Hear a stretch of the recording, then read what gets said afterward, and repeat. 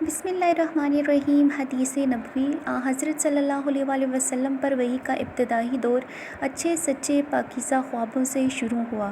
آپ خواب میں جو کچھ دیکھتے وہ صبح کی روشنی کی طرح صحیح اور سچا ثابت ہوتا۔ پھر من جانب قدرت آپ تنہائی پسند ہو گئے اور آپ صلی اللہ علیہ وسلم نے غار حرا میں خلوت نشینی اختیار فرمائی اور کئی دن اور رات وہاں مسلسل عبادت میں مشغول رہتے۔ جب تک گھر آنے کو دل نہ چاہتا توشہ ہمراہ لیے ہوئے وہاں رہتے۔ توشہ ختم ہونے پر ہی اہلیہ محترمہ حضرت خدیجہ رضی اللہ تعالیٰ عنہا کے پاس تشریف لاتے اور کچھ توشہ ہمراہ لے کر پھر وہاں جا کر خلوت گزین ہو جاتے۔ یہی طریقہ جاری رہا یہاں تک کہ آپ پر حق منکشف ہو گیا اور آپ غار حرا ہی میں قیام پذیر ہو گئے۔ اچانک حضرت جبرائیل علیہ السلام آپ کے پاس حاضر ہوئے اور کہنے لگے، اے محمد پڑھو۔ آپ فرماتے ہیں، میں نے کہا میں پڑھنا نہیں جانتا۔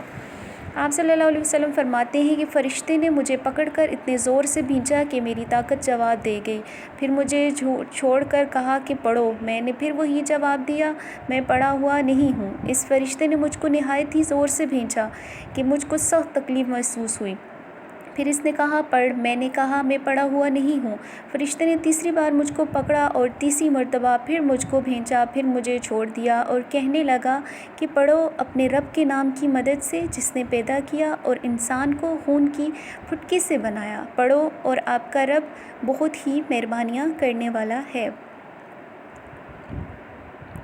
بس یہی آیتیں آپ حضرت جبرائیل علیہ السلام سے سن کر اس کا حال میں غار حرا سے واپس ہوئے کہ آپ کا دل اس انوکھے واقعے سے کانپ رہا تھا۔ آپ صلی اللہ علیہ وآلہ وسلم حضرت خدیجہ کے ہاں تشریف لائے اور فرمایا کہ مجھے کمبل اڑا دو، مجھے کمبل اڑا دو۔ لوگوں نے آپ کو کمبل اڑا دیا۔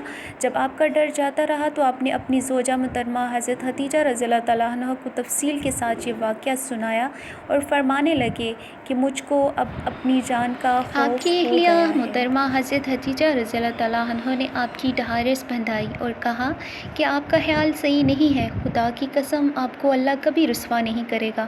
آپ تو اخلاق فاضلہ کے مالک ہیں، آپ تو کنبہ پرور ہیں، بے کسوں کا بوجھ اپنے سر پر رکھ لیتے ہیں، مفلسوں کے لیے آپ کماتے ہیں، مہمان نوازی میں آپ بے مثال ہیں اور مشکل وقت میں آپ امر حق کا ساتھ دیتے ہیں۔ ایسے اوصاف حسنہ اور انسان یوں بے وقت ذلت و خواری کی موت نہیں پا سکتا۔ پھر مزید تسلی کے لیے حضرت خدیجہ رضی اللہ تعالیٰ عنہا آپ صلی اللہ علیہ وآلہ وسلم کو ورقہ بن نوفل کے پاس لے گئیں۔